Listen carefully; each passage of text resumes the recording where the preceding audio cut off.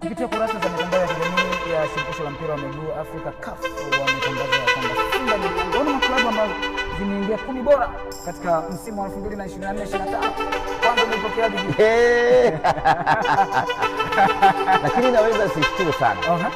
Kwa sababu Simba ni ya 5 kwa ubora Afrika. Kwa hiyo kutoka orodha ya vilabu 10 bora, maana yake unajua obviously timu ya 5 lazima lakini hii ni ya currently, kwa maana ya kwamba msimu uliopita umefanya kitu gani, jambo ambalo limenifurahisha sana na kinachonifurahisha zaidi